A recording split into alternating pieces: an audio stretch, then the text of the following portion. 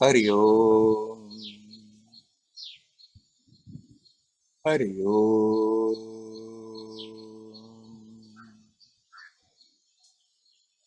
Hari Om.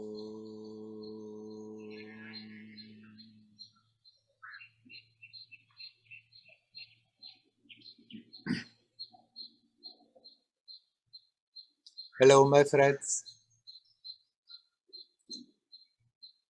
We have a time quite strong winds, so sometimes my image may shake a bit up and down because the computer is moving. I always have to find the direction that the wind is not blowing into the microphone. I hope it's working like this without making noise all the time.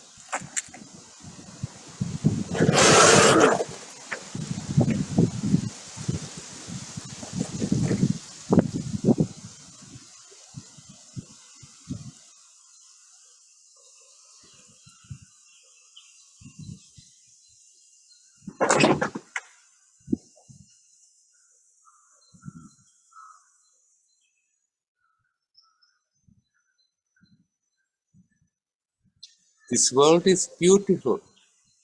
The nature is beautiful. The sky is beautiful. The clouds are beautiful. And yet it's such a madhouse.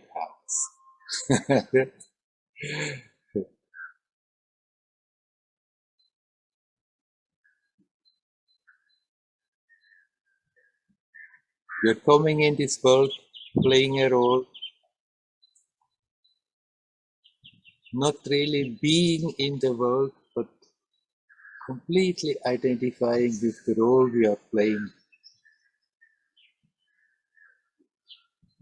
That creates all the sense of separation and all the problems that come along with it.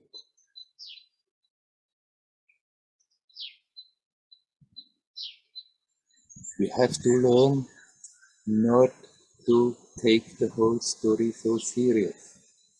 And remember, we are here to learn, to grow, to outgrow.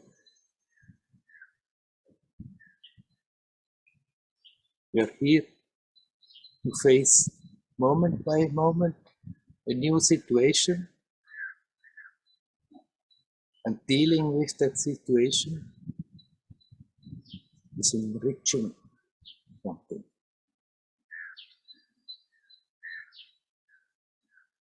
The essence remains the same, getting richer for the experience all the time.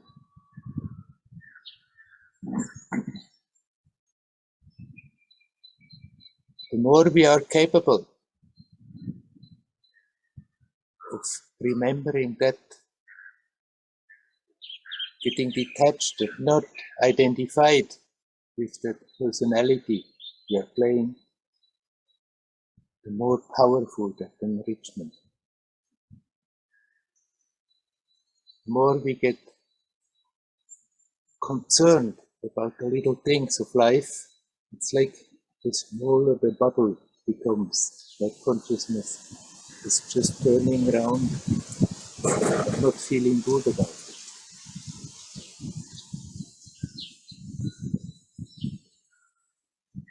And with that, I'm coming to the question. Diana from New Zealand has asked. She says, we have been talking about this, about the sleeping dream and this waking dream, this waking reality, which is also a dream-like thing. And it's good to remember. And she says she can accept that, and she's working on it to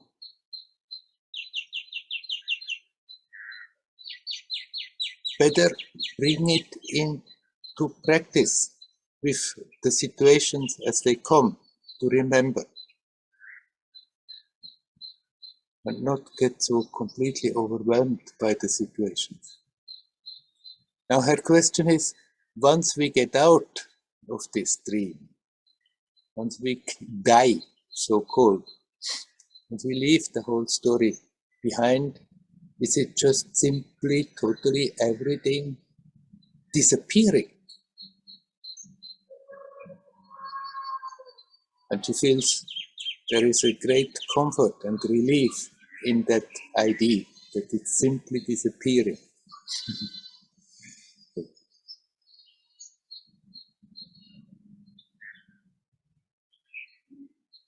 The fact is, it's disappearing all the time. There is that moment, the timeless moment now, where there is that appearance and it's real as an experience. But then that moment goes and it's already a memory. It's gone. What we are having the tendency is that we are still sticking to it, that we are emotionally attached. And then in that attachment, we are creating a fake reality of the past that it does not deserve. The past is just a memory. It has already disappeared. We don't have to wait until the end of the life that it disappears. It's disappearing continuously.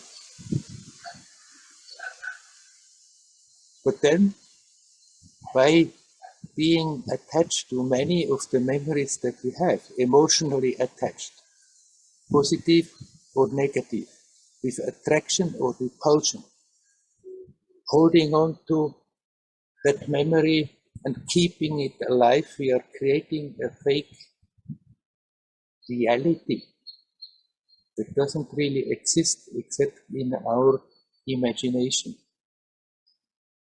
It's there as a memory, but that's all the reality it has, the past. Now, when we start to work on that and detach from the past and let that energy,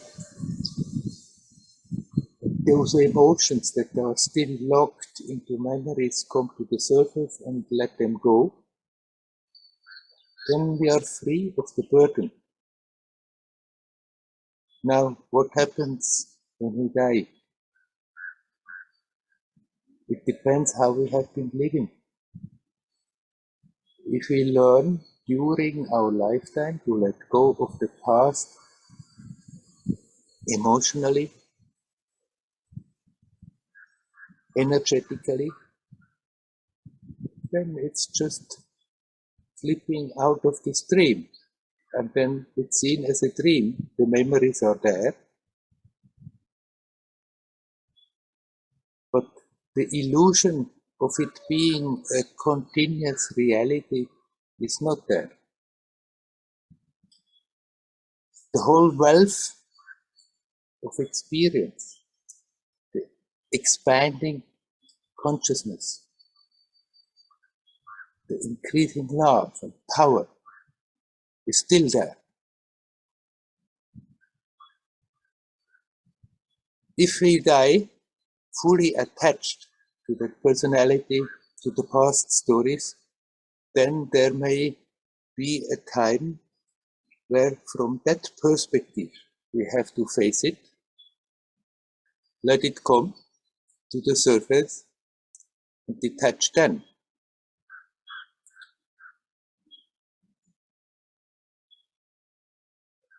It's not automatically simply disappearing. If we are sort of getting out of the story but full of attachment still, then there is a moment of recognizing, hey, it's not what I thought it was.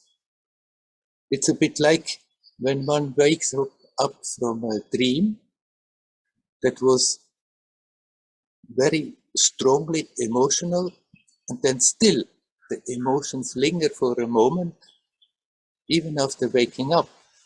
But then comes the recognition, hey, it was just a dream. It hasn't really existed, and yet it has existed as an appearance, as an experience.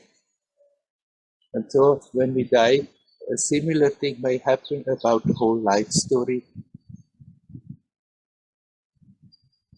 That emotions and energy that is still locked into the memories will linger for some time, but it will be easily discerned and let go. And the world disappears because we have become aware, okay, it was a dream-like creation, it's not as real as we thought.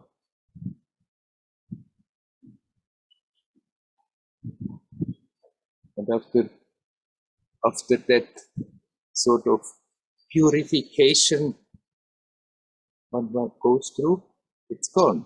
It's not more a burden, and still the benefit of the experience will be there.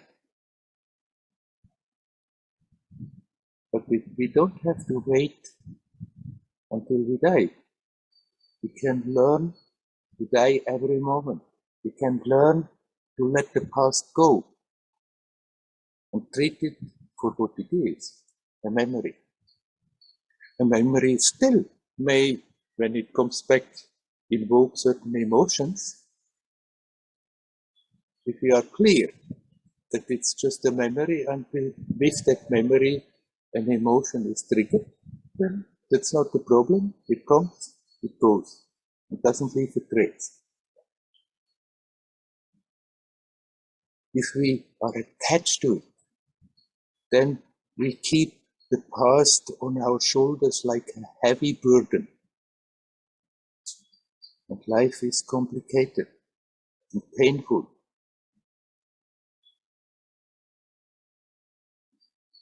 So, Diana, don't wait until you die. Let the world disappear continuously. And then you are like new and fresh every moment. You can go about it consciously, that it's just a new situation to confront, to learn, to outgrow. You can go about it joyously, playfully.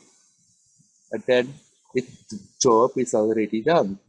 When we leave this body, when we leave this world, it's already seen as what it is, a memory, an experience, momentary appearances that have come, that have to be experienced, lived through, and that are gone again.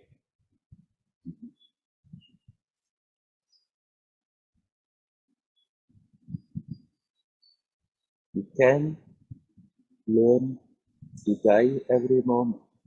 Then we are truly alive. Because then we are not wasting our life force carrying the burden of a fake reality that we have created in our mind of the past, and are totally here, now, capable of dealing with the situations in a much more constructive and joyous way from another perspective than if we hang on to the past. So let's do that job during our lifetime and not wait until after that.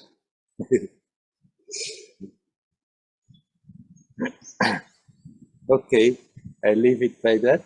With that, and ask you, my friends, is there anybody who would like to come in? You are welcome to come. Hi, Werner. Ah, hello, Guy. Hello. Nice to see you. Nice to see you. I do have a question a little bit related to what you were speaking of. It's concerning two experiences I had in my Vipassana course that I did a few weeks ago. Yeah. And also about the difference between purification and realization. So maybe I share the experiences shortly. Yes, sure. One was among all the difficulties in the course. I had towards the end, actually, in the last 2 days. It was a Satipatthana course, so the discourses were about the Satipatthana discourse of the Buddha, about going deeper into the transience of everything that appears. Yeah. So I was using that to look at the breath and seeing how the breath appears and disappears, and it's not the same inhale each time. Yes. And then I used that for looking at a very strong pain I had in the knee. Mm-hmm. And suddenly I realized that this pain is, it's not the same pain the whole time. Mm-hmm. If I suffer for 15 minutes, it's not the same pain. Every moment it's now I'm experiencing a pain, and that made it completely different, this physical pain. Yeah. Not something accumulating, but just now I have this strong pain and there's no suffering. And then I thought, okay, let's try to do what happens if I do this with the feeling, with the sense I am. Mm-hmm. And so I was looking at the sense I am, some practice that I was doing some years ago. And suddenly the same thing I realized, and there was like suddenly a break in because I saw this I am it's not the same I am every moment. There's a feeling I am, and the next moment there's a feeling I am again. So it's not something continuous. And then in that moment, suddenly there was a break in this feeling I am. Like, and this break I know from the past, it sometimes happened by coincidence during meditation. But it was nice to have it in this structured way and understand what's happening. So this experience I put in the category of realization. Another experience I had that I want to ask later, maybe some technical thing about it, was I saw the teacher during the meditation, he was like letting his body collapse completely, you know, I don't know if you can see it. Like I'm trying to keep my body very straight, my spine, because I was told that's good. And he was like at some points completely like this. Yeah. And I thought I would try that. And I let my body collapse.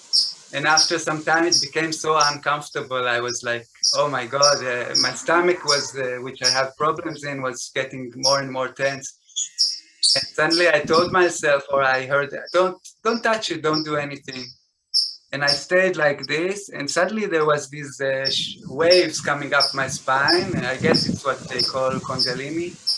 Or at first it was just like this shaking, and my spine got straight from itself. And then this flow through the spine. So that maybe is on the side of purification or physical purification. So yeah, these are the two experiences. Right. But you have some question about it, or? So about the spine thing, I noticed, I mean, I'm trying not to want anything or for this experience to appear again when I sit. Yeah. But I do feel something in my spine when I try to sit straight. I feel that something wants to happen there. Mm-hmm. And I don't know if I should just let my body drop, or I'm not, today, this morning, I felt like really something wants to happen. There is something that wants to happen there. I don't know exactly how to approach it. Yeah. So that's one question, and yeah, let's start from that. Right. Since you have the habit of sitting straight, I would recommend you to continue sitting straight. People are different, bodies are different. You can meditate falling over in front, but you need not think because this happened now in this context, that if you do that, then you can reproduce your experience.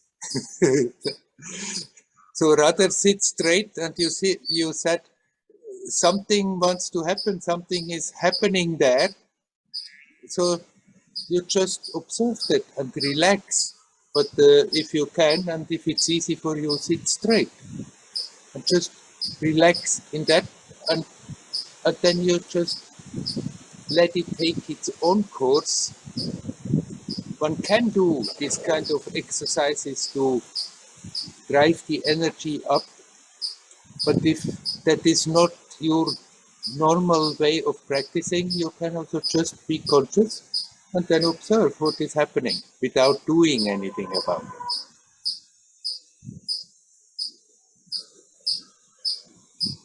it. Naturally, when we go deeper in meditation, then energetic changes are happening and the body also has to change in the course of the process. And so, if you are aware something is going on, then the best is that you are just aware of it and watch it and relax and let it take its own course.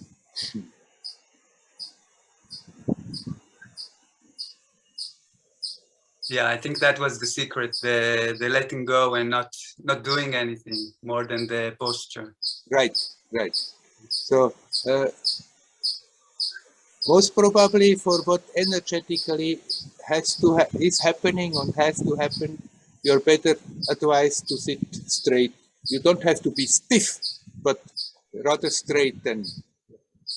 But I mean, I'm not saying it's wrong if somebody meditates rather like this. But since you have the habit anyhow of sitting straight, I think it's better you continue sitting straight. Okay. But take that aspect of in sitting straight, relax, let go as good as you can, and wait and see what happens. Yeah. And did you want to talk about your first experience, or you just felt like somehow it's good to spell it out? I wanted to share it because it's related somehow to this, to what appears and disappears.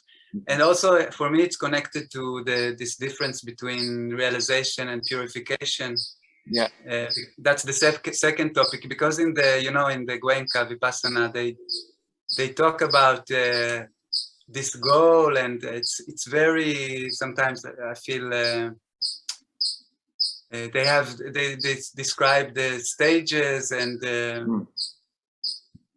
this is related, I think, to the purification, and I wonder how important that is. I mean, it does make sense for me to keep sitting and keep practicing and go on with this, but somehow I feel like there is something in how they speak about it that doesn't fit my my way. Often when traditions talk about purification, it becomes a bit something moral, like a moral rule, that we are not good enough and we have to become better, purer, holier. And actually, there is absolutely nothing moral about it. Purification simply means that there is basically that purity there. It never is not there. It's not something, in that sense, it's not a goal that we have to reach. It's here now. But we cover it up with so much of mental tensions, energetic tensions, our habits, our patterns. And for that, a bit rubbing every day, a bit cleaning up of that mess is very helpful. It's not because we have to attain that purity. That purity is there, but we have the strong habits of holding on to certain ways of experiencing that are preventing us of being aware of that purity.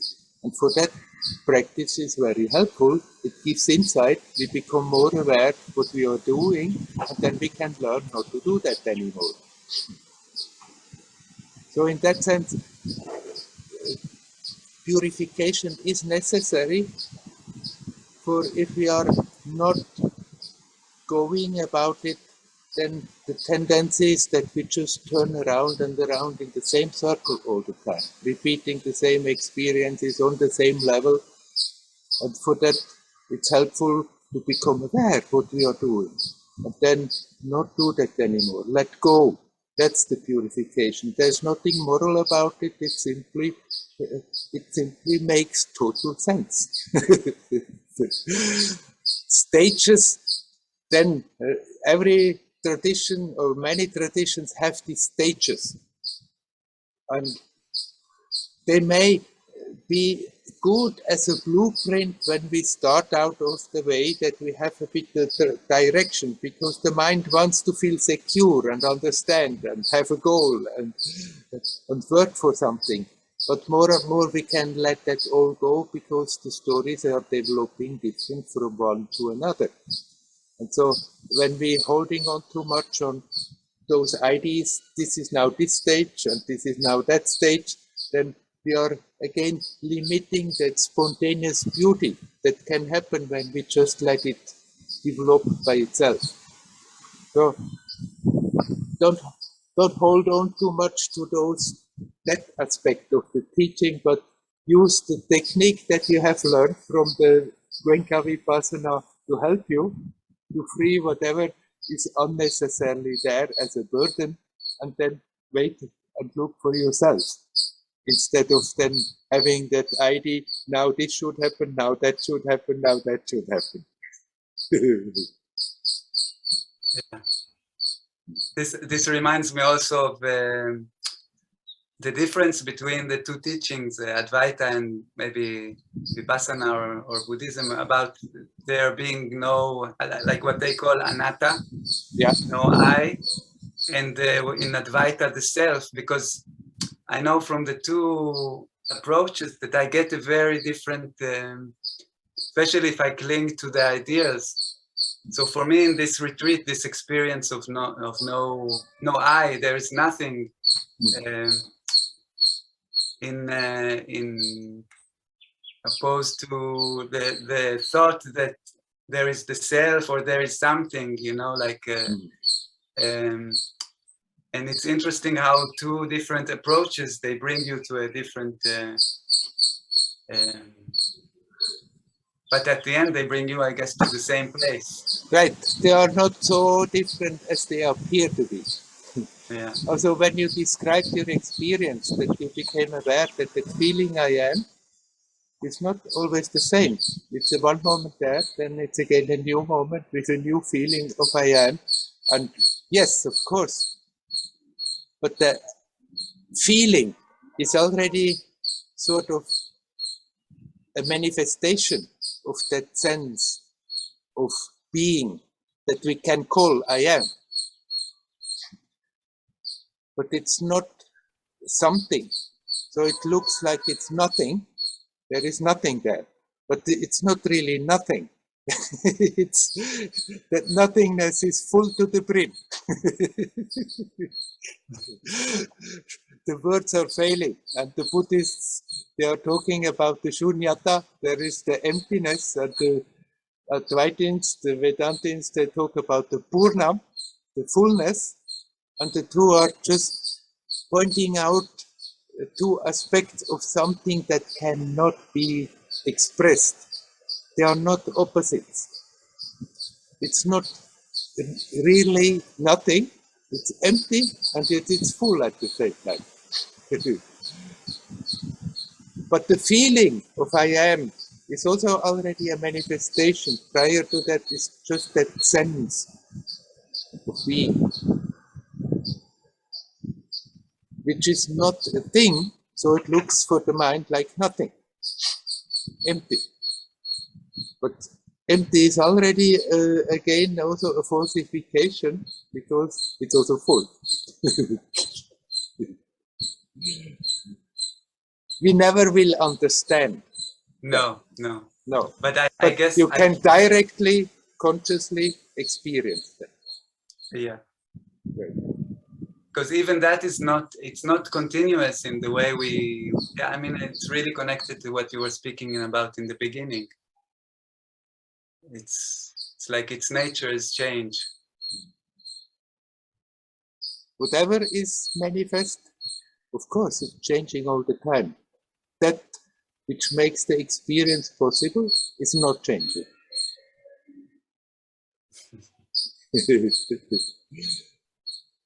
Yes, you're right. That's what I was talking about in the beginning, that learning to die every moment, learning to let go the past, not more holding on to all the ideas that we have accumulated, how things should be. Those ideas may have, some of them may have been helpful, many of them are not very helpful, but some of them point in a good direction, but eventually you have even those, let go of those. And just be here, now, open, like a baby.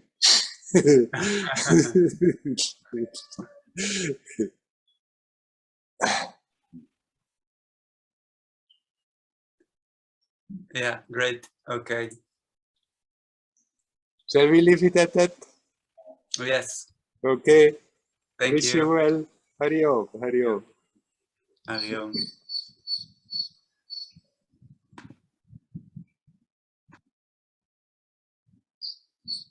Is there anybody else who would like to come in?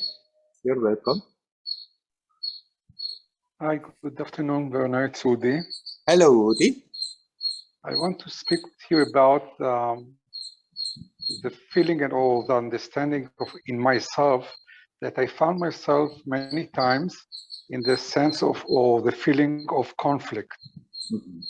Whenever it's an issue between me and myself, or between me and the outer world or other people or anything, I found it very, very common that I push myself to the feeling of conflict. Yes. And obviously it's moving me toward a negative sensation, Yeah. like anger or frustration and so on. Can you talk a little bit about that and the way that we can control that? Right. Actually, it's not that we have to control it in the strict sense, but we have to see how we are doing that and then learn not to do that anymore. The conflict is there because usually there are different aspects of the personality, and then there is a situation we confront, and then immediately there are different ideas that come simultaneously from one side, from a certain aspect of the personality, because of what we learn, how we should be. There comes the voice that says it should be like this, it should be like that, and we should be good and straight and so. And then there comes the habitual personality that has a certain way of reacting to a situation that yes, but and comes with a reaction, emotional, and there we are in an inner conflict because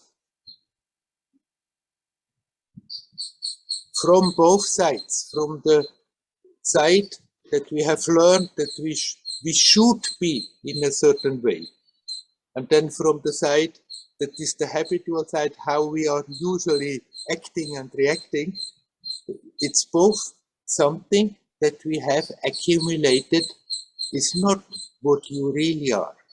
So the solution is not so much to control then the conflict, but rather to see the conflict and step a step further back, to become aware that prior to that conflict, there is that peaceful being, the peaceful beingness, the source out of which that experience comes, that makes that experience possible.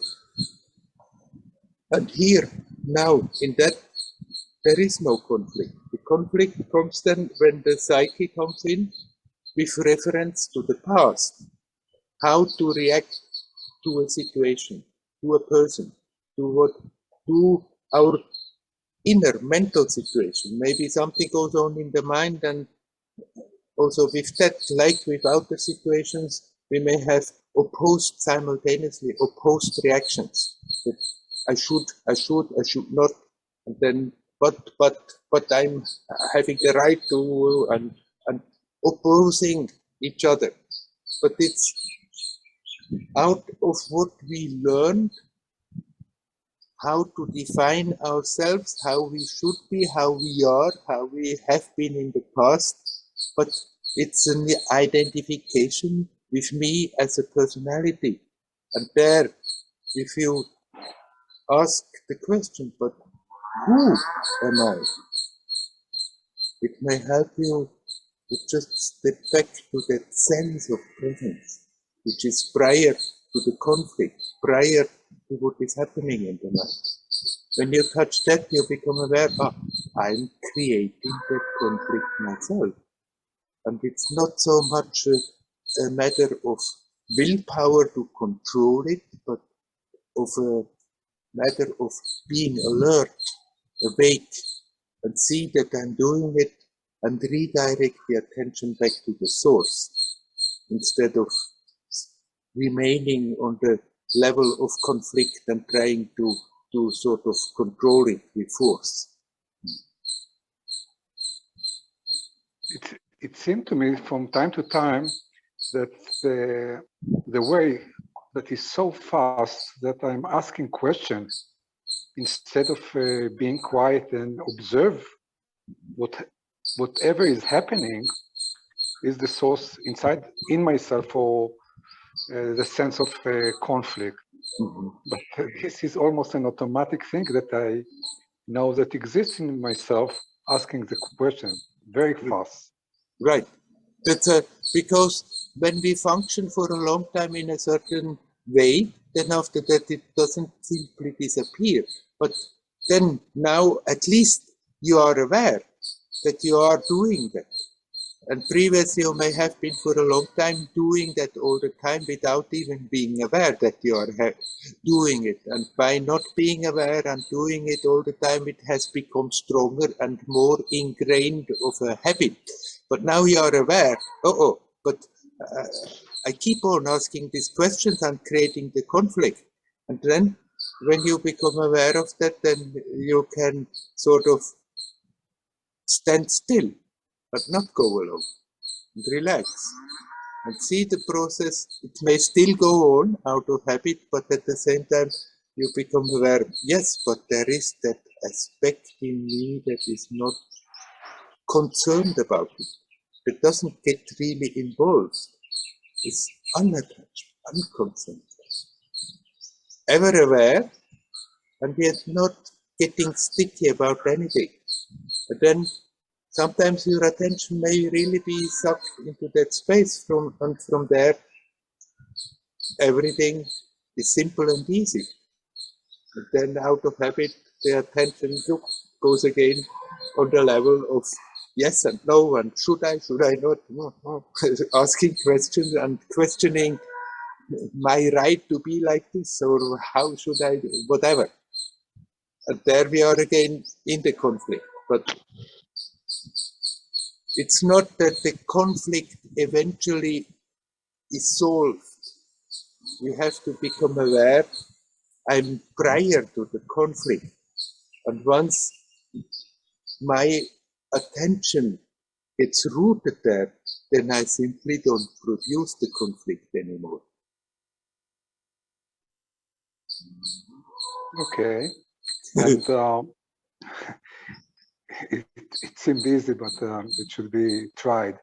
But the question is, as you mentioned, the thing of habit, should we prevent it or dissolve it, or what we should do? I'm full of habits. Oh, habits. I mean, some habits will remain as long as you are appearing in this form as Udi in this world. Certain habits will be there, but if you observe, then you will see certain habits, they don't create any problem, and you don't have to do anything about them. But then there are habits of which you see, when I'm following that habit, invariably I'm creating tension, I'm creating pain. It's leading to suffering for myself and maybe the people around. And there we can consciously work on it of letting that habit go. It's not that we have to somehow try to wipe out every damn little habit that is there. Those habits that are not creating conflict, they are not the problem. But we have habits that do create conflicts, and it's good to see them, to really acknowledge, look, I am really doing that to myself, to my experience, and of course then I'm radiating it, and I need not do that anymore. And these habits go not by control, but by seeing them clearer and clearer and consciously detaching from them.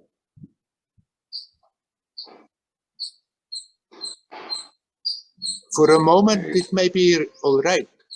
You see something happening, and for a moment you put the breakers and control.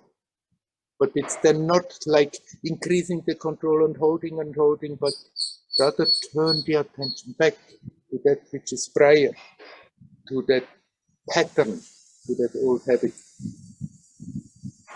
And then you can relax. You need not be intention and control. It's a good idea to put attention on how easy we turn to the need for controlling things instead of just sitting and look on them, yeah, and see that they're dissolved faster and better, right, not by being involved actively or aggressively, right, in this issue. So really, thank you very much. You're welcome. Thank you. Hario.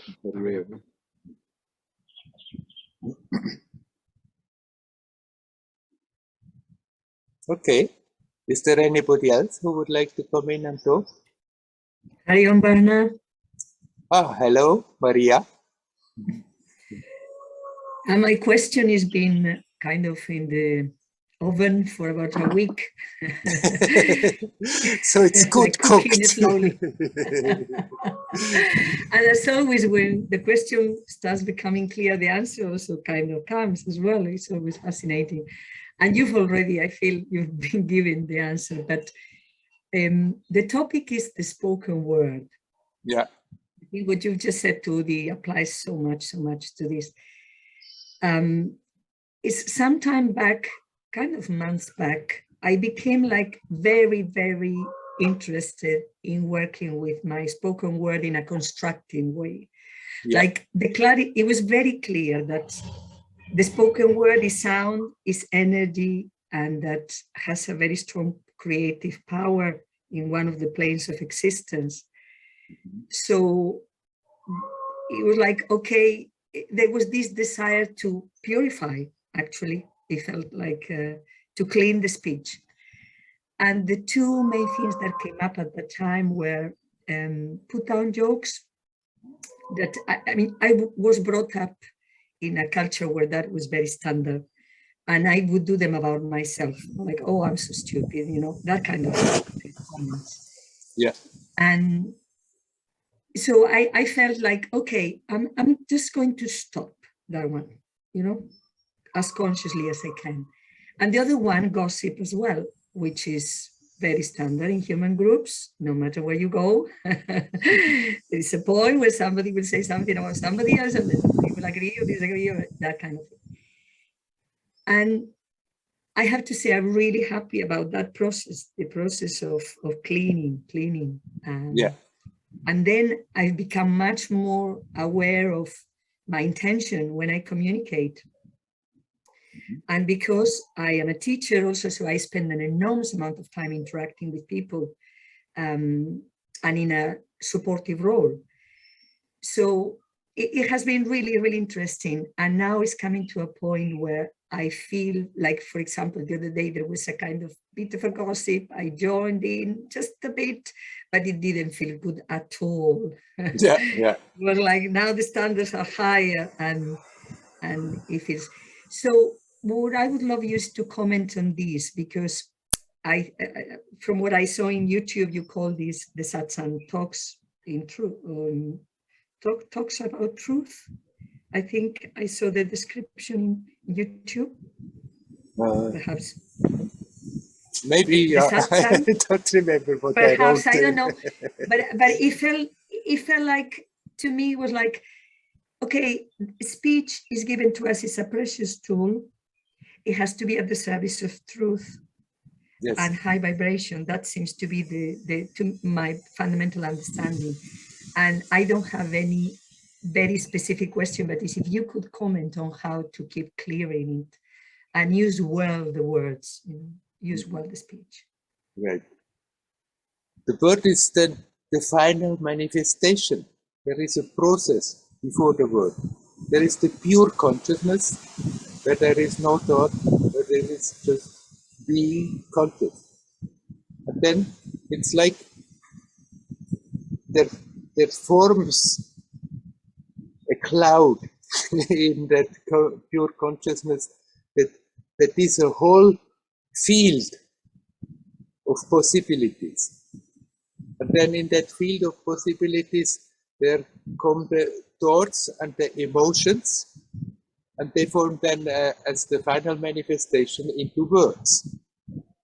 And if you want to become constructive in your speech, it's good to become aware of that which happens before that. That basically you connect with your lightful nature, with that pure consciousness. And then if in that cloud that forms, the light shines through, then you can let it form. And your emotions and your thoughts are also in tune with that, and then the words that come out are also in harmony.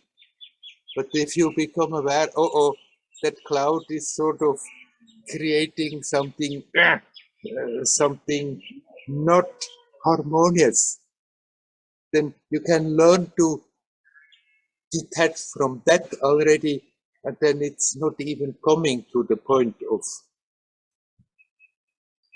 expressing it into words. But of course, out of habit, it may come out many times.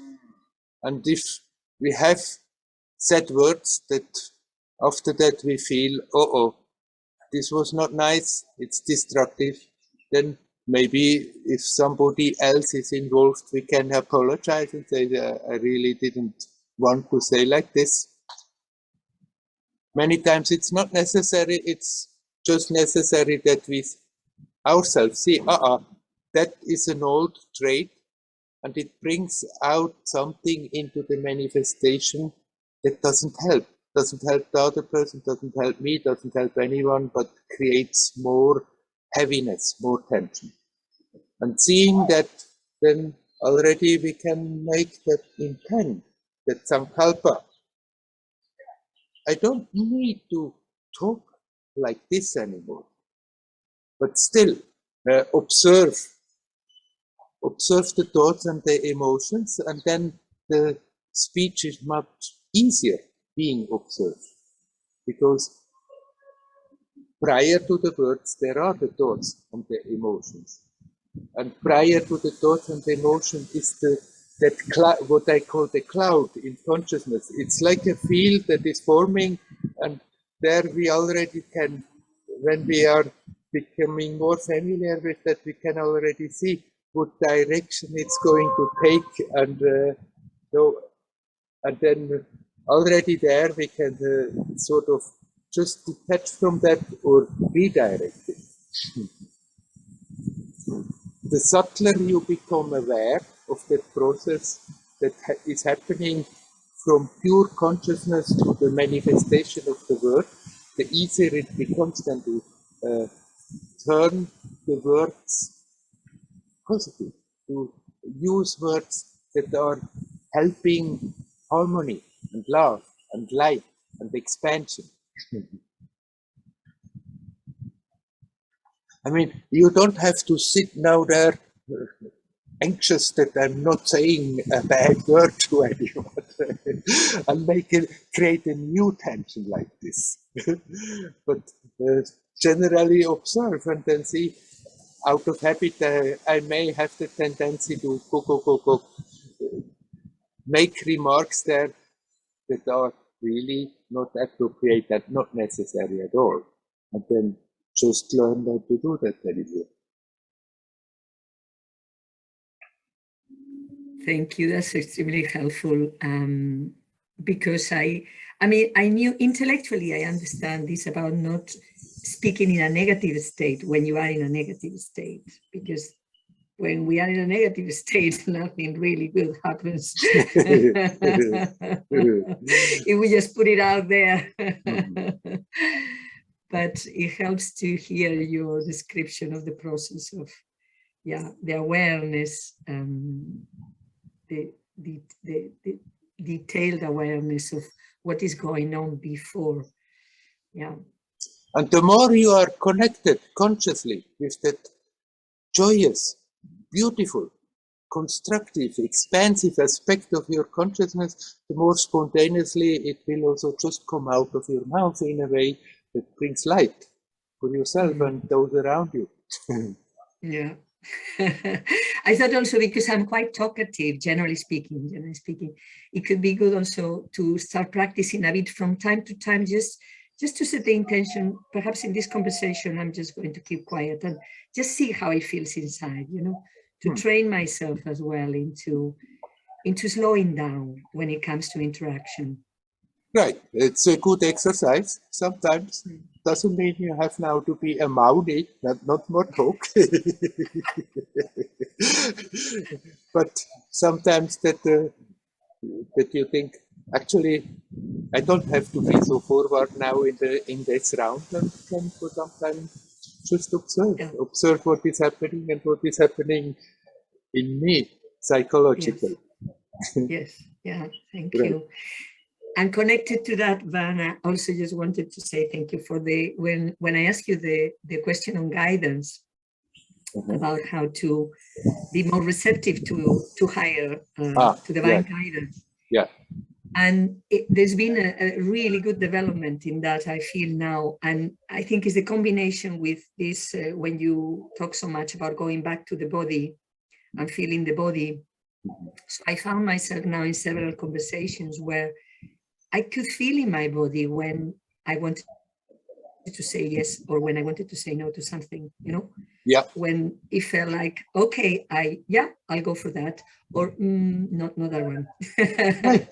Right. And it felt really very internal, and that feels wonderful, really, because it develops more trust in that. What I already know, that the answers are within, but one has to develop the sensitivity as well to be able to perceive it. Right, exactly. Nice. Continue like this. Thank you so much, Werner. Thank you. You're welcome.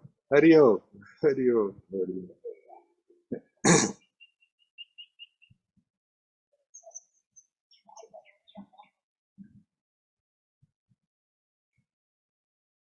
All right. Is there anybody else who would like to talk? Welcome to come in.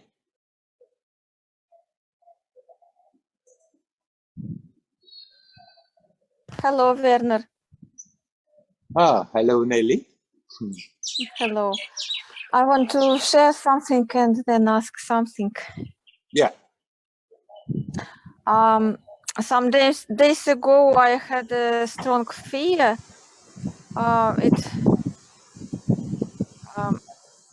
It attacked me, and I had some obsessional thoughts that something bad can happen again with my close person. And I could not let go of this fear, and decided to meditate more than usual. And I tried to watch my breath, and did it more than usual. And I talked with God and asked Him to help me to let go of these feelings. Yeah. and then I meditated for 3 hours this day, but it didn't let go. But then in the evening, I decided to sit 10 minutes more, and it was something like miracle that it suddenly let go. So it just happened. Yeah, and I was very motivated by this and inspired, and decided to meditate more since then for maybe 2 or 3 hours. But I feel some tension in my body when I sit long, and I feel these tensions, and I see that it's not easy to relax. And some days ago, one friend sent me beautiful music for meditation, and I decided to switch it on when I meditate. This is something like very beautiful, and some water, and I see that it helps me to maybe not to relax, but it reminds me about relaxation more, and I feel some and good feeling, something like I feel with love and something like this. So I decided to use it now when yes, I feel this wish to use the music. What do you think about it? Yes, if you feel helped for the time being, then you can use it. It may be temporary that for some time it feels like that, and then you can let it go again. It's not something that you have to think you have to do now for the rest of your life. Mm-hmm. But this stimulation that you're getting from that nice music may help you to relax better, and then there comes a good feeling with it.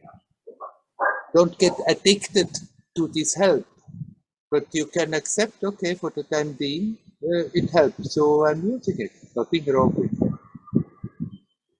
Okay, I see, Werner. Yeah. Thank you. Yeah, thank you very much. You're welcome. Hari Om. Hari Om.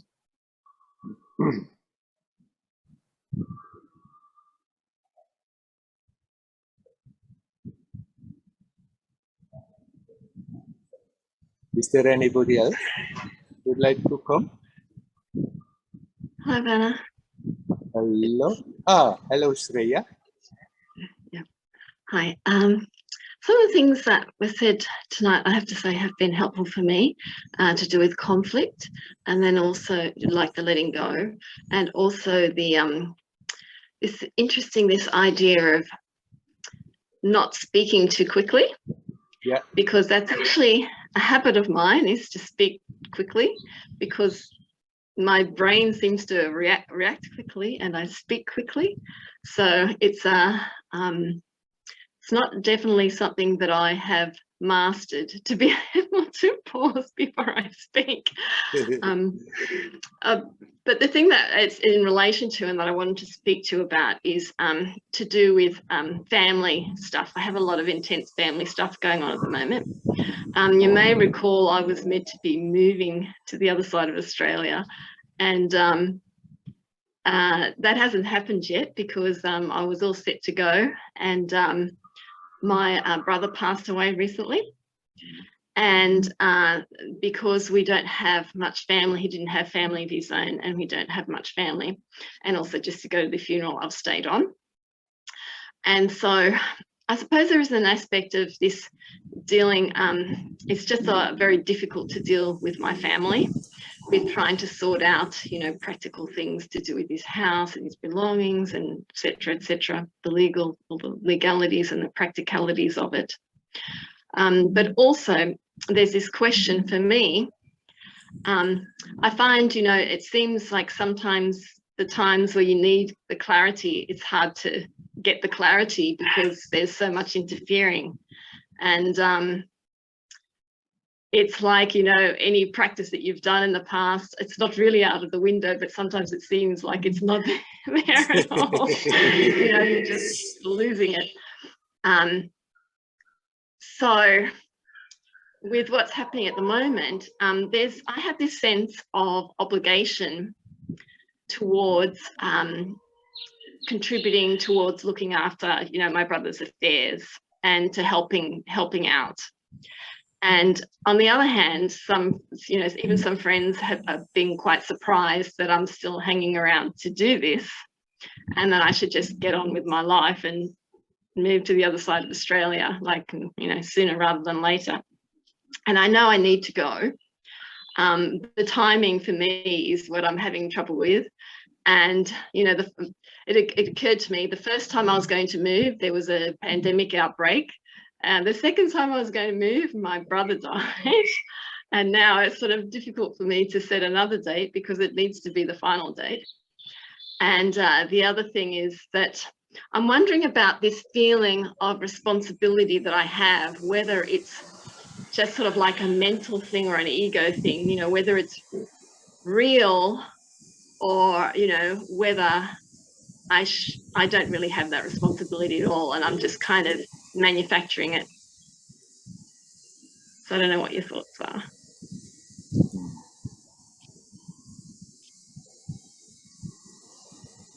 You can do what needs to be done,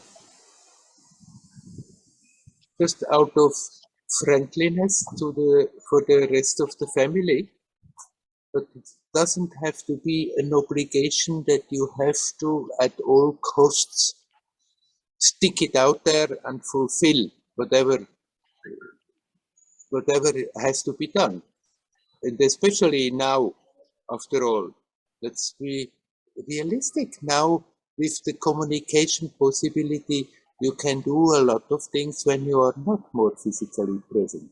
You can make connections that are necessary, and then things may work out even if you are not physically present.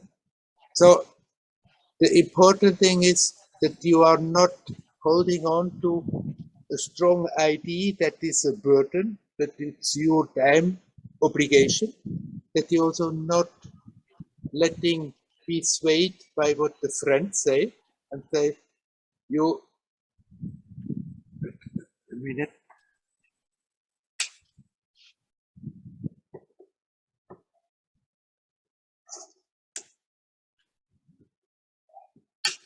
Okay, sorry, some technical thing. That you are I didn't hear everything that you just said. I Yeah. didn't hear everything that you just said, Werner. You said something about not holding on to. I just didn't hear that last bit. Okay, then I repeat whatever you have not heard. But on one hand, it's not necessary that you hold on, that it's a time obligation that you have at all costs to stick it out there. On the other hand, also don't listen to simply because your friends say, why are you not going? Go on with your life. What is important is that you have a good, honest look at yourself. What you really, sincerely feel is right. What feels the right thing to do. Whether you go now in spite of that, or whether you stay there and do whatever needs to be done. And then you do that which you feel profoundly is right. And then some people may not be happy about it, and some people may be happy about it. But no matter what you decide, always some people will think it's good and some people will think it's bad. The important thing is that you feel at peace with yourself. And let's say, if you say you go, you still can keep the connection and help. When there are questions, when something has to be resolved, you can also from far communicate and look whatever needs to be done and help anyone else who is busy with. So I'm not saying you stay or go, but no matter whether you are staying or going now, that you feel at peace with yourself about your decision. That you don't decide one thing and then think all the time, oh, it's no good, I should have done the other thing. And if you have a good look at yourself, then more and more it's crystallizing out. That it's clear, okay, for the time being, this is what I'm deciding. And that you leave that, not so much concerned whether people are happy about it or not.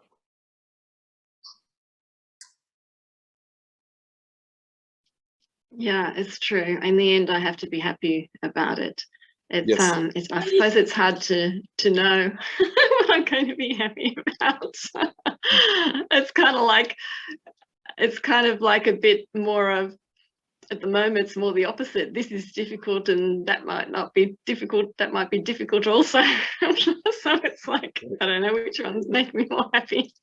There's neither are making me happy. Right. It's not so much that you have to find the perfect solution that you externally get as much happiness out of the situation, but that you feel right about what you are doing, and then you are at peace, and that makes you from inside out happy. Yes, but, that makes perfect sense. Whatever decision you make, some difficulties will always be there waiting for us that we have to confront and deal with them. No matter in any situation when we have to decide something, no matter what decision we are making, there are not only sweet fruits coming out of it wherever we are going, whatever we are doing, there is also always unpleasant stuff there waiting for us that we have to confront, deal with it, and then grow by dealing with it and let it go. So it's not that you have to try to figure out what makes me most happy externally, but what that you are feeling right with yourself. And that gives you a profound happiness, independent from the difficulties of the circumstances, or the difficulties or not difficulties of the circumstances. Yes, thank you. That makes perfect sense. I suppose in a way I know, but it just really helps. You make it clear, so much clearer to hear it that way. And this idea of separating the difficulties is very helpful to me. That's a way that I can somehow navigate or to find, to help me to find. It's a bit of stepping back from, I suppose, certain circumstances and, you know, the noise surrounding it, finding a way to step out away from that noise of things that are happening in the family, things that need to be done, logistics and all that kind of thing, and just sort of stepping away and finding what feels right. Yes. Sure. Wish you well. All right. Okay, thank you, Werner. Hari Om. Hari Om. Hari Om.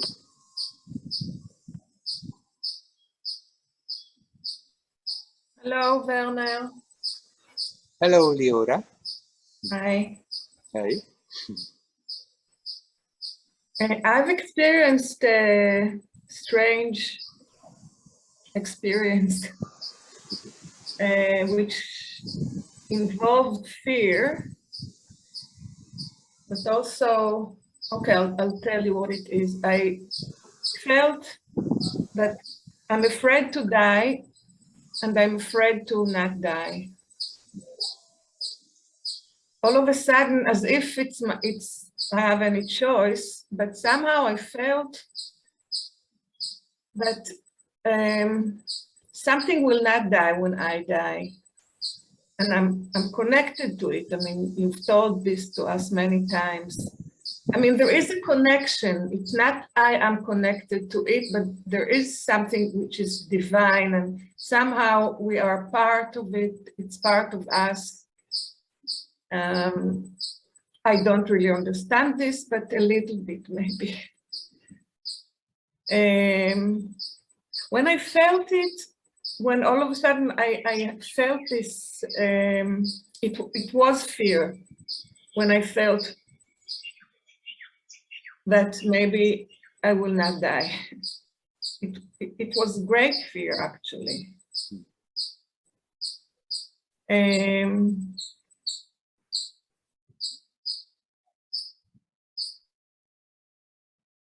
I sold my apartment and probably will put the money in the bank, which is very unusual, at least in Israel, to do.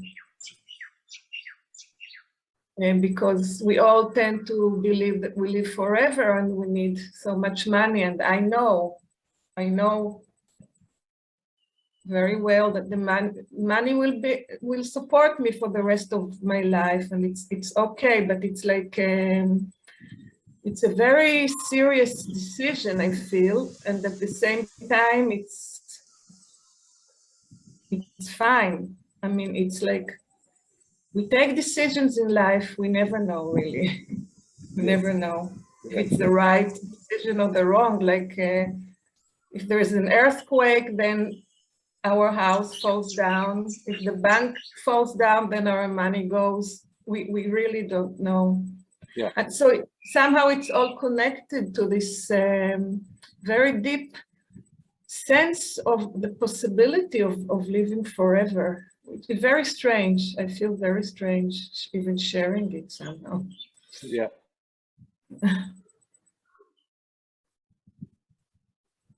So it's not really a question. It's just like I wanted to share it, and I wonder if you have anything to say about it.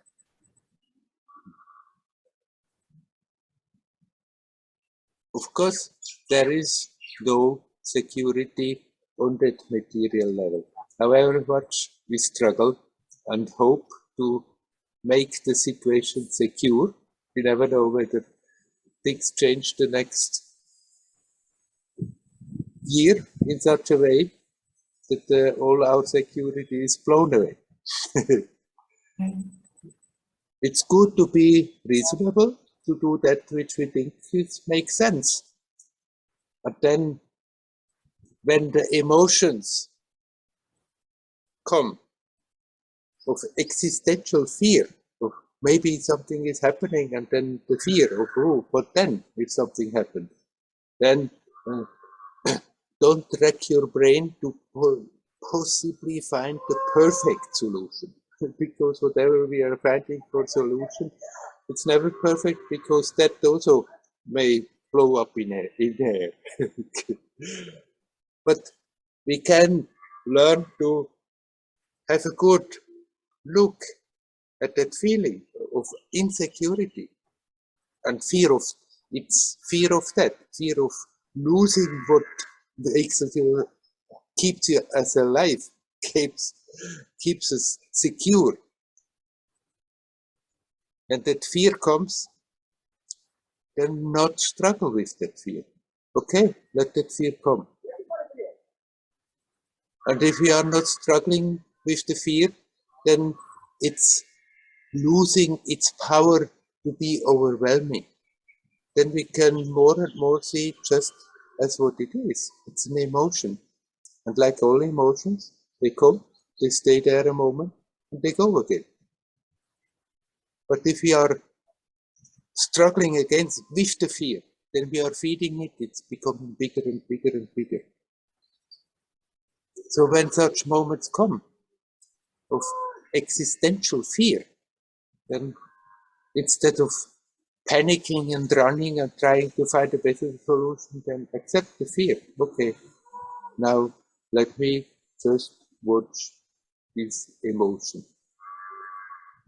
And when you lose the fear of the fear, then fear is not the problem. If you are afraid of being afraid of the fear, then whenever the fear comes, then we block. And of course, with blocking, instead of letting it pass through, it's like we are giving a wall where it can hit, and there it hurts and gets bigger. And if you are not more afraid of those emotions, then sometimes they may still come, but then you look at them, they come, they are there a moment, they go, and they don't really create a problem.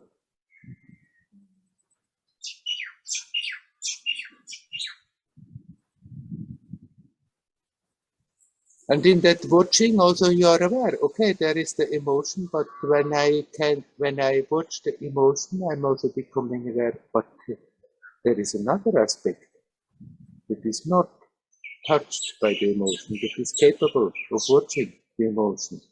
Turning the attention back to that, then you become aware all these ideas of losing security, birth and death make no sense from that perspective. For this is not affected by whatever is happening. Because we don't have security, so we don't lose security. I mean, we create an illusion that we have security, and that's how we live our lives. And everything we do is to create security. But what is security after all? What is security? That which you are cannot be touched, cannot be hurt. So even doesn't even need the idea of security, because there is no danger. As a person, we can always worry about personal security and try to figure out means, but by doing so, we kindle the fear of something could happen, and instead of making a person who does that feeling secure and peaceful, it makes the person afraid. Right. I'm coming from a society where it's a big thing. Switzerland, security. The Swiss people are crazy about security. And secure this and secure that, and that doesn't make them relaxed and feel secure. On a personal level, there is no total security. As I said in the beginning, there's nothing wrong being reasonable about your things, not to unnecessarily create negative situations, hurtful situations, but there is no such thing like a total personal security, because it's changing all the time, and all that we look at as solid can crumble down any moment. So instead of trying to figure out the perfect security, it's better to look at what brings out that run of the security. It's fear of death, fear of losing something, fear of being hurt. And if we learn to deal with the fear, then the idea of security is not more an important thing. And for what you are, there is no need of security, because it's totally secure. So total what? It's totally secure. Okay. In the sense, but the very concept doesn't make any sense anymore, because there is no danger for what you are.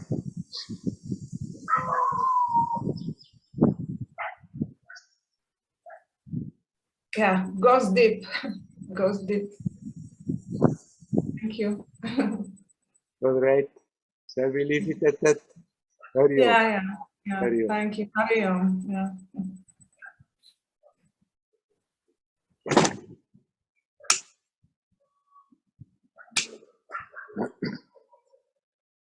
Is there anybody else who would like to come in right now?